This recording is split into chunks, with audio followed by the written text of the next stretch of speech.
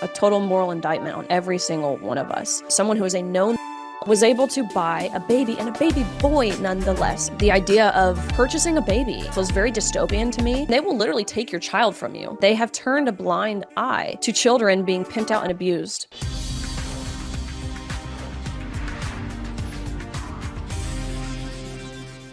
Hello, everybody. Welcome back to the Gains for Girls podcast. As always, I am very glad that you're here. Make sure you are watching as well as listening, and you can do that on youtube.com/outkick.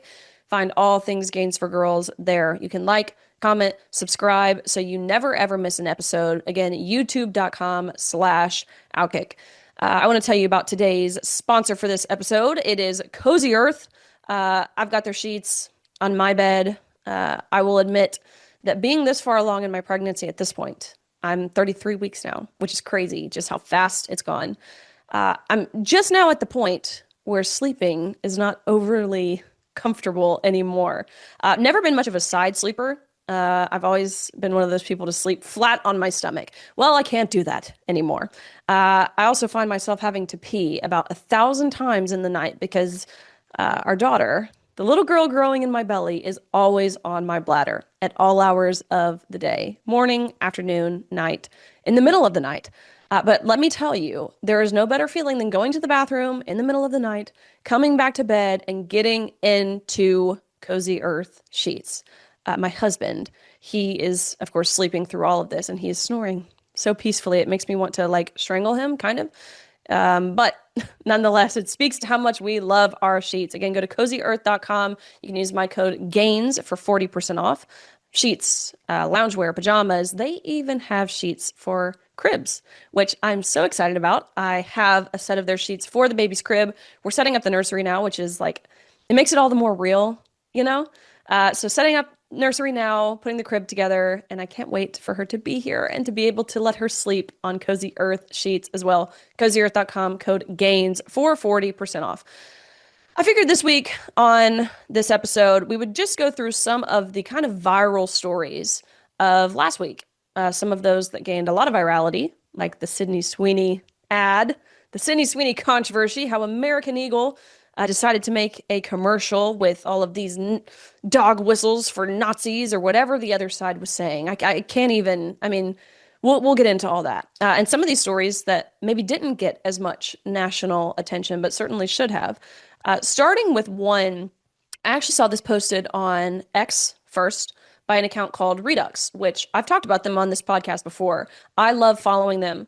They're so comprehensive. They do so much background and vetting and research. There's no such thing as fake news when it comes to Redux. Everything is valid and confirmed when they are reporting on it. And they do a lot surrounding the harm and the dangers and the severity of the gender ideology movement, whether that's men and women's sports, whether that's men, oftentimes violent male sexual offenders entering into women's prisons across the U.S., obviously the harm that's being done to children, how parental rights are being infringed upon by our government. So again, Redux, REDUXX, check them out on X. Really, really great follow. But they posted about this story of two men, it's a gay couple, okay, who were able to legally purchase a baby boy, via surrogacy, okay? This story takes a pretty disturbing turn after it was confirmed that one of the fathers is a convicted child sex offender. The details of this story are pretty horrific. We've got some B-roll here if you're watching again on youtube.com/outkick of both of these fathers with this baby boy. But I'll give you kind of a 30,000-foot overview of the scenario that has since been made public. One of the fathers, his name is Brandon Mitchell.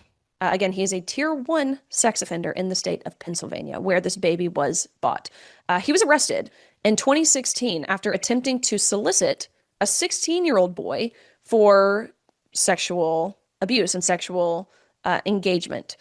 Police ultimately then executed a search warrant of the teacher's electronic. He's a teacher, by the way, which I think makes the story all the more disturbing. They executed a search warrant of his electronic devices and phone records. And they found, again, that the father, the fake father of this baby that was able to be legally purchased in the United States and the teacher of the school, he exchanged over 12,000 text messages with the victim. When they continued to look through his devices, the police also recovered hundreds of other sexually explicit videos of the child on his laptop. And again, now this couple, these two gay men, have been able to buy a baby in the United States. This story is really a moral indictment on every single one of us. I cannot believe that this was allowed, that something like this, again, someone who is a known pedophile, a known sexual offender of children, mind you, registered and everything, he's on the sex offender registry, was able to buy a baby, and a baby boy nonetheless, okay? This story, let me be very clear, it would be just as heinous if this was like a straight couple. I mean, any scenario, any circumstance where a child, a baby, an infant is surrounded by or exposed to a pedophile is sick. It makes my stomach turn. No child should ever, ever, ever be exposed to these things. To think about the potential things that this baby boy could have or has potentially gone through, like it's beyond disturbing. But again, the fact that this is two gay men. I feel pretty strongly, honestly, about surrogacy. The idea of purchasing a baby in general feels very dystopian to me. That's not to, of course, I understand that there are many women and men out there, quite frankly, who struggle with infertility, where they themselves might not be able to get pregnant. But surrogacy is just a concept that I cannot get behind. That bond, I think, especially now being pregnant and realizing that, yes, of course, I don't have my daughter in my arms yet. There's still this transformational, magical bond and relationship that is already being built. The protective instinct that I have over her, how my perspective of life has shifted entirely with this baby girl in my stomach. Knowing that she will be born in a few weeks, I cannot imagine. It's a pretty heartbreaking process, surrogacy. A woman, again, basically she rents out her womb, gives birth to a child, and within 24 to 48 hours, so long as there's no complications, gives this baby over to the couple who has legally purchased this baby. I believe that every single person involved in this story in particular should be in jail, in prison for child endangerment. In the past week that this story has gotten some traction, I have not seen any follow-up. No statements issued by these two gay men. I've seen nothing from CPS. Again, Child Protective Services, right? That's what CPS stands for. I've seen nothing from CPS, which is not too much of a shocker, considering that CPS is an organization that spends hours, days going after innocent families.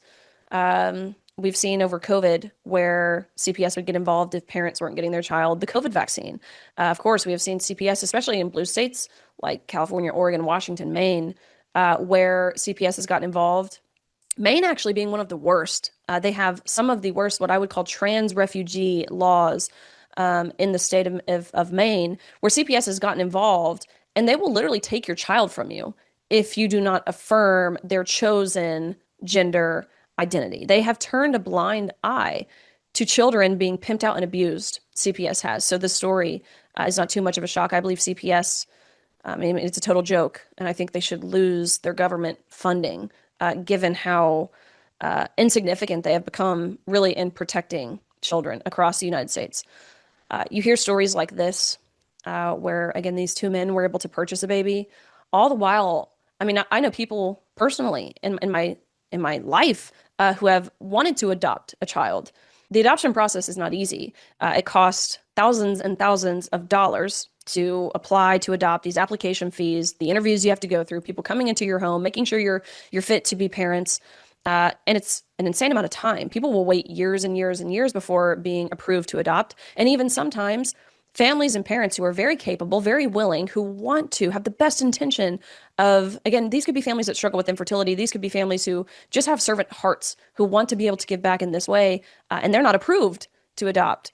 So hearing stories like this, obviously I know surrogacy and adoption are very different things, but stories like this, again, a total moral indictment on every single one of us. And this is happening while the world is mad about a jeans ad, denim ad, which brings me to the next topic. Again, Sydney Sweeney. Let's play a clip of the ad here.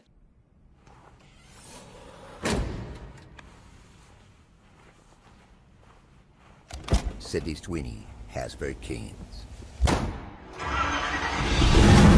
Totally harmless. We have one more clip. Let's play it here. Genes are passed down from parents to offspring, often determining traits like hair color, personality, and even eye color.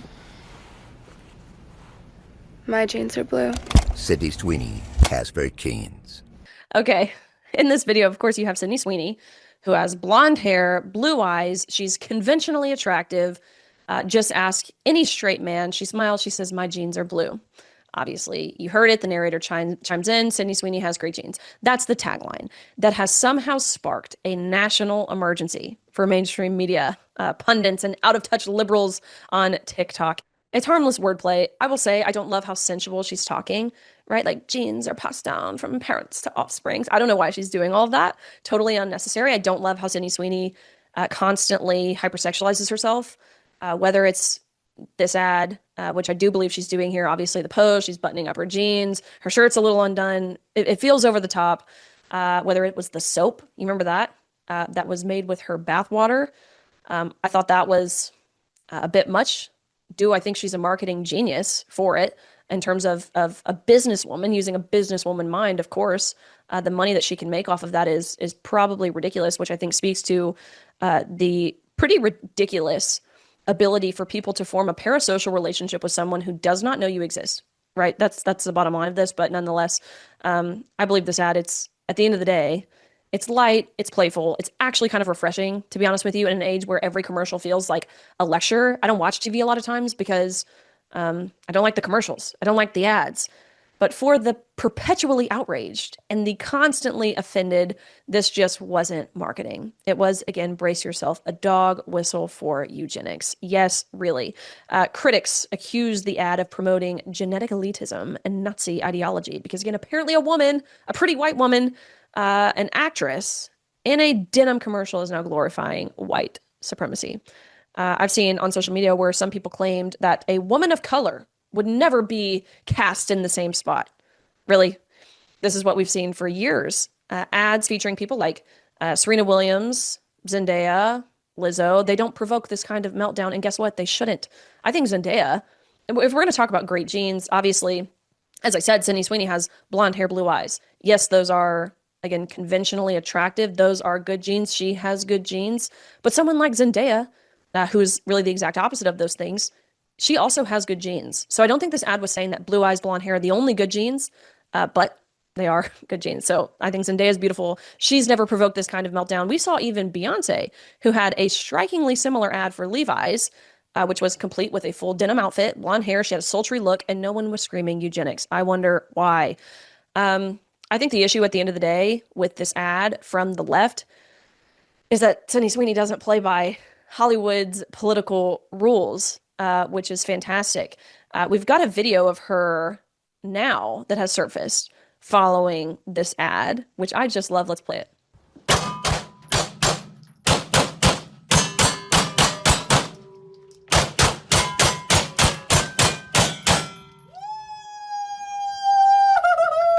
Wow. 9:21. Oh my God, girl. Was it your first time? That was really good. I love this. This is a woman protecting herself.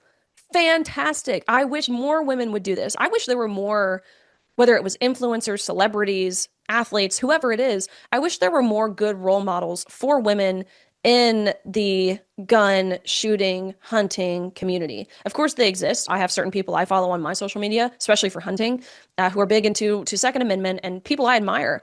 But I believe it is incredibly important, especially in today's world, for women to carry. So I thought this ad was awesome. And now it has apparently come out that Sydney Sweeney is a registered Republican in the state of Florida. Look, the shock over Sydney Sweeney's voter registration reminds me that many people just aren't familiar with the rule of thumb in Hollywood. If a celebrity does not publicize his or her politics, they're probably a Republican. I would imagine there are many of those liberals who are melting down on TikTok. Many of their favorite artists or celebrities or influencers voted for Trump. They just wouldn't dare say it out loud, okay? So if they haven't outwardly said that they were a Kamala supporter or a Democrat or registered Democrat voter, whatever it is, I bet you that means they voted for Trump. And one of my favorite parts about this story is the response that we have seen from American Eagle.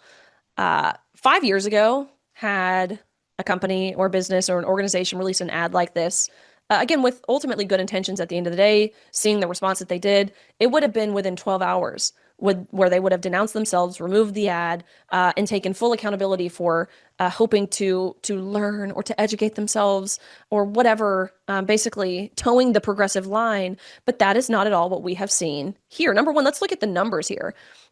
This American Eagle ad, following it, their stock, American Eagle stock, it jumped around 10% after this controversy, adding over 200 million in value, not to mention around $65 million in free media exposure. And these were numbers that I got a few days ago, so I bet it's higher than this now. And you compare that to Jaguar. Remember how they had that super viral for all the wrong reasons, LGBTQ ad in Europe? Their sales plummeted about 97.5% in April of this year. They went from selling 180,000 vehicles in 2018 to 27,000 last year. So the numbers and the free market just don't lie. And again, the response that we have seen from American Eagle now, they're doubling down. They're like, yeah, Sydney Sweeney does have good genes and we make good genes.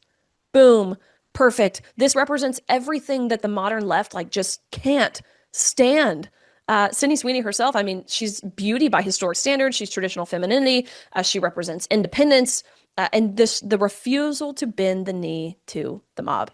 I love this. I think it's been a fantastic eye-opener for people all across the nation. Again, what we've kind of known to be true, at least over the past 6 or so months since Donald Trump really has got back in office, we really have seen this cultural shift. Again, we talked about the Nike ad a few weeks ago, how they're promoting Scotty Scheffler and his pro-fatherhood, pro-family, pro-Christian principles messaging. With the ad that says, you've already won, despite the fact he just won his 4th major. It's just a picture of him and his son. Really powerful. So we're starting to see this shift, which makes me super excited. And while we're on the topic of sports, the next topic that I want to bring up for this week's episode is the executive order that President Trump signed just this past week. He signed an executive order called Saving College Sports. He also has created the President's Council on Sports, Fitness, and Nutrition.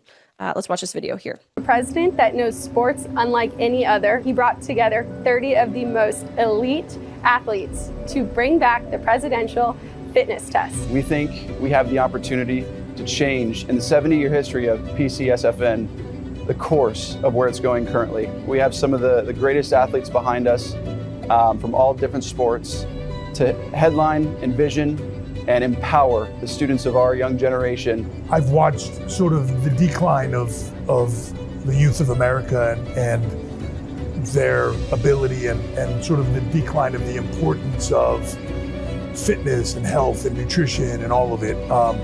And it's an incredible honor, and I'm thrilled to dig in and get to work. We're all about helping young youth to be moved. It's about sport, it's about fitness and nutrition. I have a passion for all of them. So I'm excited to be able to make a difference in kids' life moving forward. So I'm very thankful to the President Trump for giving me this platform and for us to change the generation. So you can see Bryson DeChambeau, you can see Triple H, Harrison Butker was there, who has gone viral several times. And again, another thing kind of representing that cultural shift. Remember when he did that commencement speech and he spoke to how women's accomplishments in the home are valued so much more than anything they can accomplish in their professional setting. Not necessarily saying that women can't do those things, but there are certain roles in the home that are valuable and needed from women, mothers. His jersey ended up selling out following his commencement speech there. So he was there, tons of other great people a part of this council. But President Trump signed this executive order, ultimately bringing back the presidential fitness test. Watch this. We're officially restoring the presidential fitness test and the Presidential Fitness Award, and it's going to be a very big thing. From the late 1950s until the 2013, graduate scholars all across our country competed against each other in the Presidential Fitness Test, and it was a big deal. This was a wonderful tradition, and we're bringing it back. I love this. Actually, President Obama, he abandoned this test in 2012, replaced it with some other assessment that focused on bettering your individual health, because he believed that comparative results were too damaging to a child's mental well-being, whatever it is. We actually did the presidential fitness test without actually getting any sort of accolade because, again, it had been dissolved at this point because of Obama. But we did this in high school and middle school. The components of the test, it includes sit-ups or curl-ups. I believe it's how many you can do in a minute or 2 minutes. But anyway, sit-ups or curl-ups, push-ups, sit and reach. So you sat, legs straight out. You see how far you can reach. Shuttle run, I believe. 1 mile run and body comp. I don't think they really test body comp, especially in like public school settings. It's not something that's a part of the scoring. Typically, I think it's done pretty informally, but known to be another component of the test. I think instead of push-ups, actually, you can do pull-ups, which is what we did in middle school and high school. And I remember so vividly because I've always been so competitive that there was this one girl, of course, you have men's results, women's results, or girls and boys, imagine that. It's as if there's biological differences between the two. And so there was this other girl who was a gymnast in my middle school, and she was a really good gymnast. And I think, as you know, gymnasts typically, they're very strong. She could knock out some pull-ups. And I remember doing everything in my power. I was not going to get off that bar until I beat her. So this is like trauma for me, this test. I remember it so vividly. But anyways, these awards are given out. You get the Presidential Physical Fitness Award if you score in the 85th percentile or higher in all 5 test categories. You get the National Physical Fitness Award if you score above the 50th percentile in these categories. So I think this is awesome. I think it's a great way to encourage fitness and health, all things that matter to President Trump. And one other thing that I think is pretty cool, and President Trump has definitely put an emphasis on, is how the U.S. is involved in all of these different sporting arenas and events over the next few years under his presidency. Obviously, the 2028 Summer Olympics are in LA. The U.S. is hosting the 2026 FIFA World Cup. We're hosting the 2025 Ryder Cup. All, again, major feathers in Trump's cap for his second term. We've got one more video here of President Trump at this signing talking about NIL. Let's watch it here. The council, and we're going to let some of them come in, but they're going to also be working on college football in terms of what happened. It's a mess. What happened? It's what they're doing with college football, and the fans are upset about it, and players are being taken from team after team and being traded around like playing cards, and a lot of money's passing and nobody knows what's happening.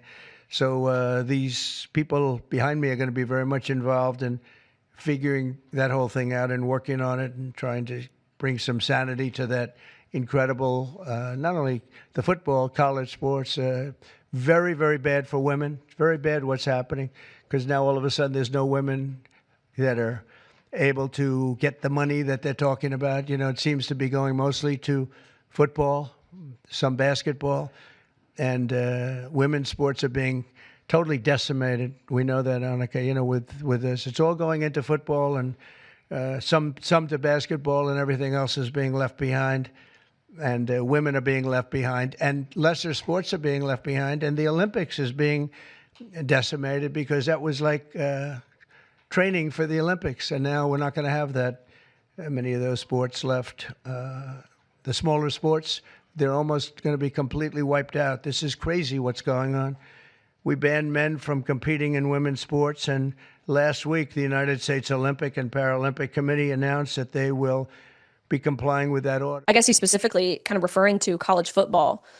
One thing that I have known to be true since my time in collegiate sports is the NCAA is a corrupt, very wealthy, but corrupt organization.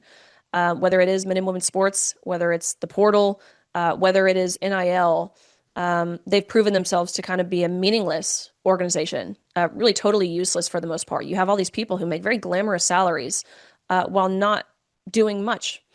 So President Trump, he expressed interest in stopping pay-for-play NIL abuse to athletes, blocking the unionization of student athletes, and expanding support for women's sports and non-revenue sports, which is fantastic. It was actually surprising to me how well he got it. He mentions Olympic sports. Think about it. A lot of Olympic sports, they're the kind of more niche sports that you don't really see on cable TV all the time. So to hear him speak so eloquently about this issue and what's at stake if it's not fixed, I thought was really impressive. So this is a win for fairness and opportunity in college athletics. And last thing for this episode, last topic I want to dive into when we're on the topic of athletics, is the WNBA. Again, this has proven itself to be one of the most insufferable organizations. I have not seen any other organization that is as dedicated to self-imploding as the WNBA is. That doesn't mean all of their players are. Some of them are, but I'm pretty specifically referring to the organization, the league as a whole, not necessarily the players. Of course, there are a few that stand out who are certainly not, one of those being Caitlin Clark, and one of those who has really taken social media and the league by storm is Sophie Cunningham. I've got this video. Let's watch it. And it literally like pisses me off when people are like, she's not the face of the league. Who would be? What?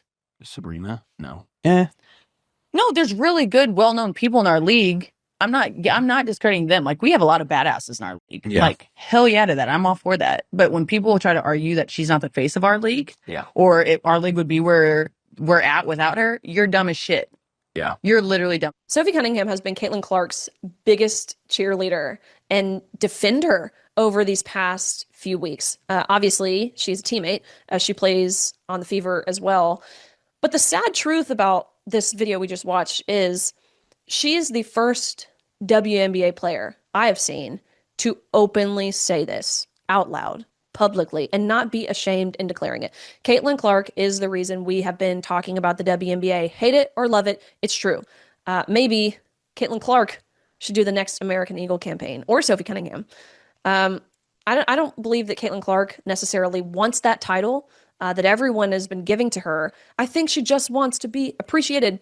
And Sophie Cunningham, she just seems like such a real one, like such a good friend. I think especially with women, especially elite level athletes, female athletes, there's a lot of people, and more specifically a part of team sports, there's a lot of people, women, who will kind of stab you in the back. There's a lot of jealousy, a lot of resentment, especially when you're good. And you have people like Sunny Hostin of The View who make the point that people like Caitlin Clark have straight privilege and pretty privilege and white privilege and tall privilege. She literally said Caitlin Clark has tall privilege. Insane. So there's a lot of jealousy there. But Sophie just seems like such a girl's girl. I really, really like her. And one of the things that makes me like her even more is she recently partnered with Arby's. Which I love. I think this is awesome. These pictures went viral on social media as well, where she's wearing this shirt and eating curly fries and drinking her Arby's shake that says, "Hot girls eat Arby's."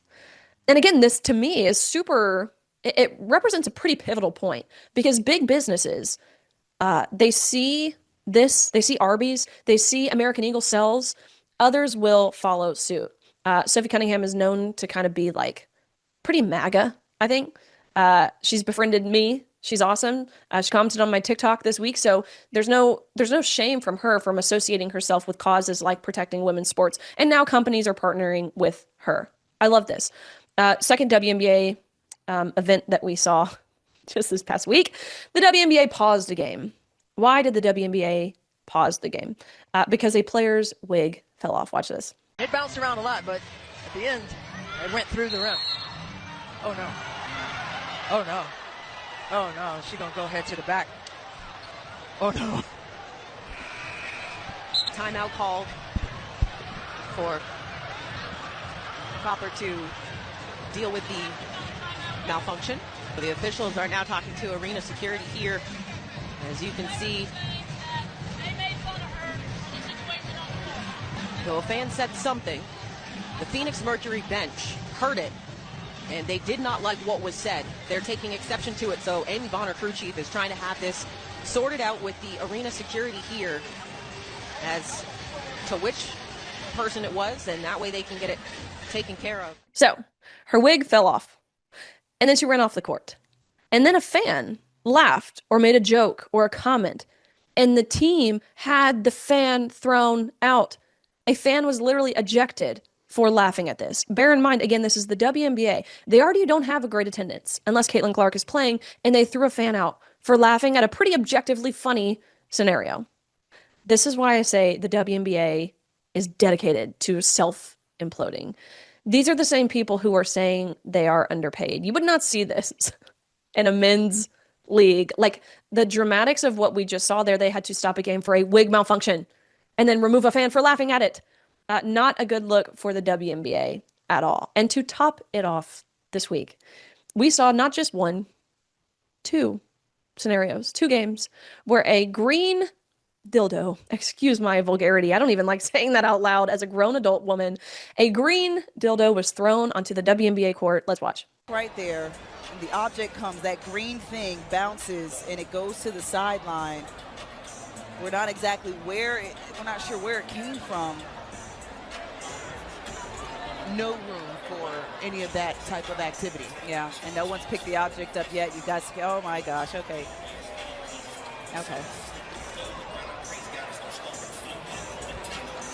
Inappropriate. Get him out of here, whoever. Got a whistle away from the basketball.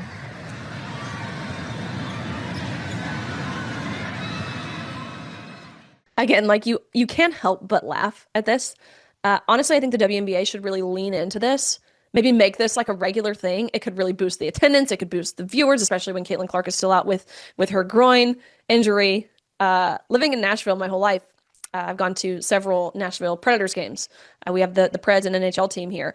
And it's like the game doesn't really start until someone throws a catfish on the ice. Or I think the Red Wings do this with like an octopus or something. So that should be the new standard. The game does not really start until a green dildo hits the hardwood. Again, I can't even believe I'm saying that. But to speak continue speaking about Sophie Cunningham, she tweeted this after the game. She said, "Stop throwing dildos on the court. You're going to hurt one of us." I can't even again, that this has to be tweeted by a player is so wild, so hilarious, so just like clown world that we are living in. And now you can even bet on what color the next dildo thrown on a WNBA court will be. Here we've got a picture here for you guys of what some of those online odds are looking like right now. So it would be a pretty safe bet to buy a blue one, place a huge bet, and be the first one to do it. Instant fortune. We saw just this weekend, actually reported by CNN, that we may be dealing with negative net migration to the United States in the year 2025. This would be the first time there is negative net migration into this country in at least 50 years. So comparing that, obviously, we have seen major numbers from the Trump administration reporting that the past 3 months, there have been 0 immigrants to cross the border illegally, which is fantastic news. So in looking at these headlines, looking at the WNBA, there have been more green dildos thrown on the court at WNBA games than there have been illegal crossings at the border in the past 3 months. We are so back. This is winning. This is what America voted for. It's what I voted for. I'm getting everything I voted for from the Trump administration. So we appreciate you guys. Thank you again for tuning in this week. As always, we appreciate you. Go to youtube.com/outkick.com. That's where you will find all things Gains for Girls. You can like, subscribe, comment, never ever miss an episode. And I want you guys to go to cozyearth.com, use my code GAINS, GAINES, for 40% off the best sheets, the best bamboo sheets made from viscose, okay? The most soft, comfortable sheets you will ever put on your bed. And one thing I love about them too, I think it's underrated and not said enough, oftentimes sheets that I've bought in the past, I don't know if it's me or my husband or what it is, but we're tossing and turning, and the sheet corners, like the fitted sheet, they come off the bed. This never happens with my Cozy Earth sheets, so I love them. Sheets, pajamas, loungewear, crib sheets as well. So check them out, cozyearth.com. Use my code GAINS for 40% off, and we will see you guys again next week.